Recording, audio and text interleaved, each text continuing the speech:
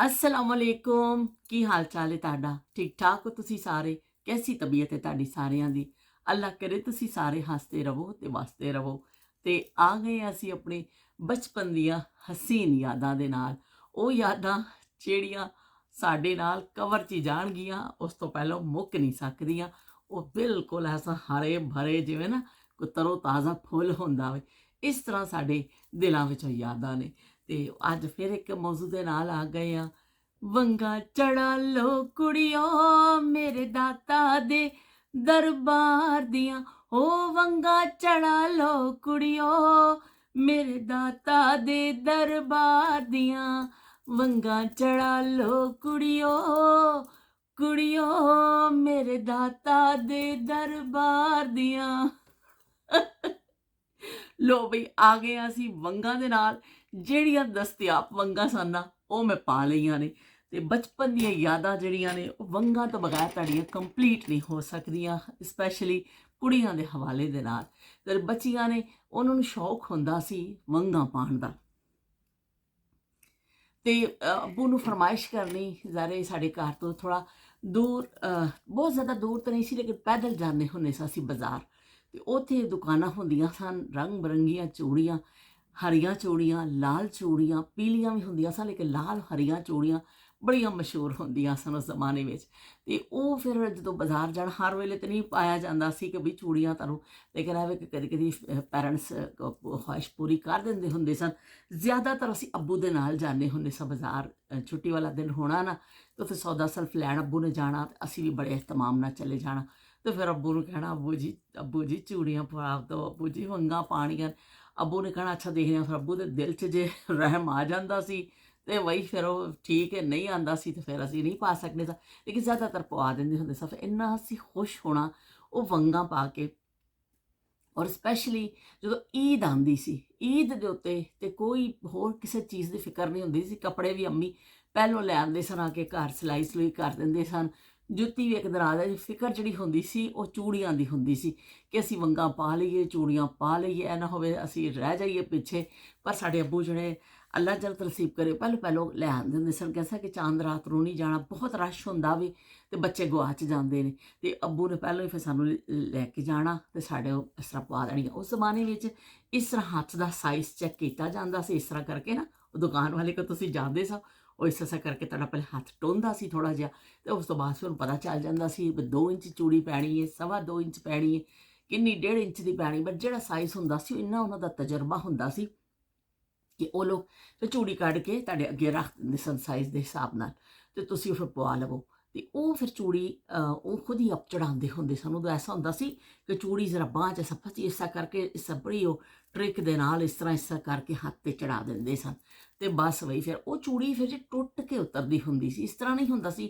ਕਿ ਅੱਜ ਤੇ ਜਿਹੜਾ ਆ ਗਿਆ ਵੇ ਕਿ ਅਸੀਂ ਇਹ ਜਿਹੜਾ ਲੈ ਲੈਂਦੇ ਹਾਂ ਜਿਵੇਂ ਮੈਂ ਵੀ ਪਾਇਆ ਹੋਇਆ ਆਰਟੀਫਿਸ਼ਲ ਚੂੜੀਆਂ ਹੁਣ ਕੱਚ ਦੀਆਂ ਚੂੜੀਆਂ ਹੈਗੀਆਂ ਨੇ ਹਲੇ ਵੀ ਲੇਕਿਨ ਜ਼ਿਆਦਾ ਇਸ ਜੁਐਲਰੀ ਦੇ ਲੈ ਰਹੀ ਹੈ ਤੇ ਉਹ ਫਿਰ ਆ ਕੇ ਕਿਤੇ ਵੀ ਜਾਓ ਥੋੜ੍ਹੀ ਦੇਰ ਤਕਰੀਬ 'ਚ ਪਾਓ ਤੇ ਆ ਕੇ ਵੀ ਲਾ ਕੇ ਰੱਖ ਦੇਵੋ ਲੇਕਿਨ ਉਸ ਜ਼ਮਾਨੇ 'ਚ ਚੂੜੀ ਪਾ ਲਈ ਤੇ ਫਿਰ ਟੁੱਟ ਕੇ ਜ਼ਿਆਦਾਤਰ ਉਤਰਦੀ ਸੀ ਇੱਕ ਇੱਕ ਕਰਕੇ ਟੁੱਟਦੀ ਜਾਂਦੀ ਸੀ ਕਿਤੇ ਪਾਸਾ ਲੈਣ ਲੱਗੇ ਟੁੱਟ ਗਈ ਕਿਤੇ ਖੇਡਣ ਲੱਗੇ ਟੁੱਟ ਗਈ ਇੰਨਾ ਦੁੱਖ ਹੁੰਦਾ ਸੀ ਕਿ ਹਾਈ ਚੂੜੀ ਟੁੱਟ ਗਈ ਸਾਡੀ ਵੰਗ ਟੁੱਟ ਗਈ ਤੇ ਉਹ ਫਿਰ ਚੂੜੀ ਜਦੋਂ ਟੁੱਟ ਜਾਂਦੀ ਸੀ ਨਾ ਉਦੋਂ ਵੀ ਬੜੀ ਇੱਕ ਸ਼ਾਇਦ ਕਿਸੇ ਦੇ ਹਾਫਜ਼ਿਆਂ ਵਿੱਚ ਹੋਵੇ ਸ਼ਬਨਮ ਉਜ਼ਮਾ ਤੁਸੀਂ ਤਾਂ ਜ਼ਰੂਰ ਮੇਰੇ ਨਾਲ ਸ਼ੇਅਰ ਕਰਿਓ ਤੁਸੀਂ ਦੋ ਜਣੀਆਂ ਤੇ ਦੇਖਦੀ ਹੋਵੇ ਨਾ ਮੇਰਾ ਵਲੌਗ ਕਿ ਉਹ ਜਦੋਂ ਚੂੜੀ ਟੁੱਟ ਜਾਣੀ ਨਾ ਸ਼ਾਇਦ ਤੁਸੀਂ ਵੀ ਇਹ ਕੀਤਾ ਹੋਵੇ ਤੇ ਉਹ ਟੁਕੜਾ ਲੈ ਕੇ ਨਾ ਫਿਰ ਆਪਣੀ ਸਹੇਲੀ ਦਾ ਪਿਆਰ ਚੈੱਕ ਕੀਤਾ ਜਾਂਦਾ ਸੀ ਕਿ ਮੇਰੇ ਨਾਲ ਕਿੰਨਾ ਪਿਆਰ ਕਰਦੀ ਫਿਰ ਸਹੇਲੀ ਨੂੰ ਕੋਲ ਖੜੇ ਕਰਨਾ ਚੱਲ ਤੇਰਾ ਪਿਆਰ ਦੇਖਾਂ ਤੇਰੀ ਮੁਹੱਬਤ ਦੇਖਾਂ ਮੇਰੇ ਨਾਲ ਕਿੰਨੀ ਹੈ ਤੇ ਉਹ ਫਿਰ ਚੂੜੀ ਨੂੰ ਐਸਾ ਰੱਖ ਕੇ ਹੱਥ ਤੇ ਫਿਰ ਹੋਰ ਤੋੜਿਆ ਜਾਂਦਾ ਸੀ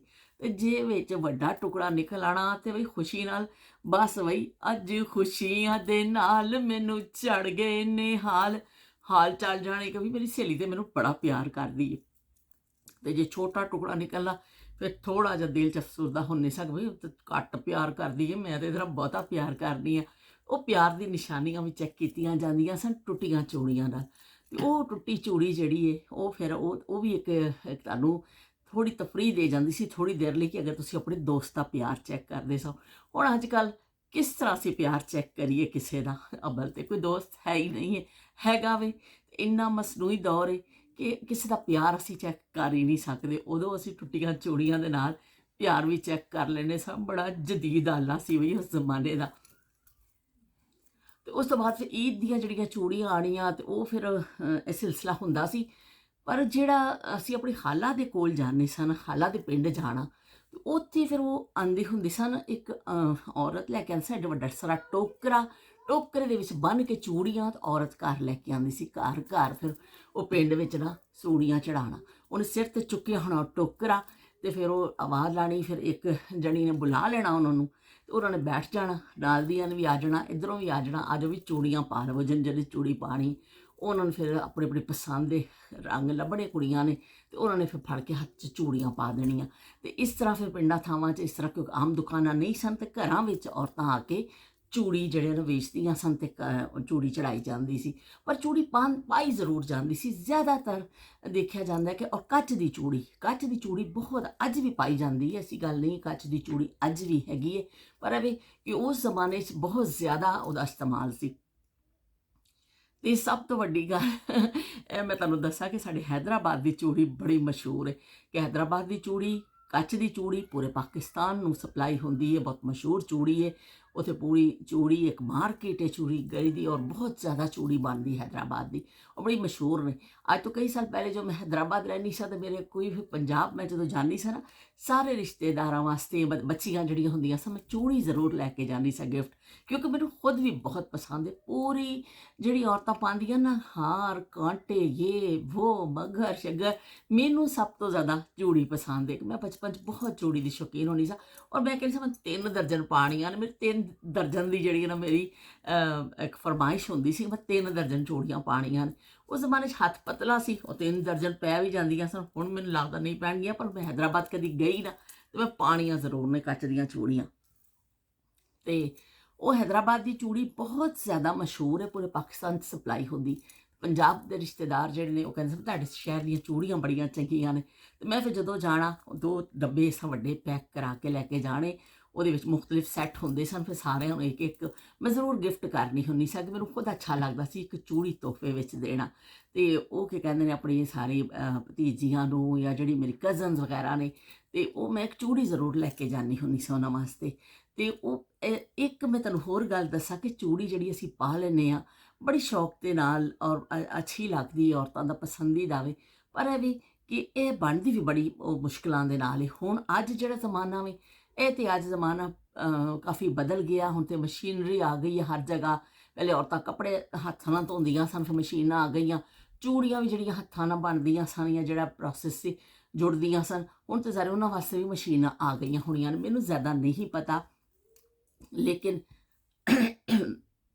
ਮਾफ़ करियो, मैं जब हैदराबाद रहनी सा एक जगह किराए ते उदों काफ़ी साल पहले की गल है, तकरीबन 20 साल पहले की, अंदाज़न मैं दस रही हूँ, बिल्कुल एग्जैक्ट मेरी याद पहले की गल है कि साढ़े घर के सामने एक फैमिली होंदी सी, ते मैं उन्होंने घर मिलन जानी होंदी सी, कदी कदी टाइम मिलना ना, तो उन्होंने मिलन जाना।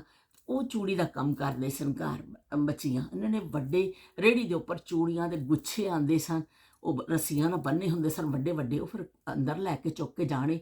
फिर मैं कदी जाना ना, उस लाइन के नाल जड़ा ना लैनो लैन दीवे नहीं जड़े होंदे वो बलदे होंदे सन, और फिर वो एक एक दीवे के उपर एक एक चूड़ी खोल के रखी जाती सी, जित्थों दा जॉइंट होंदा है ना, उत्थे फिर चूड़ी जोड़दी सी। फिर उहनूं एक रखना, फिर अगली नूं रखना, अगली नूं रखना, फिर सारियां नूं कड्ढना, फिर अगलियां चूड़ियां रखणियां।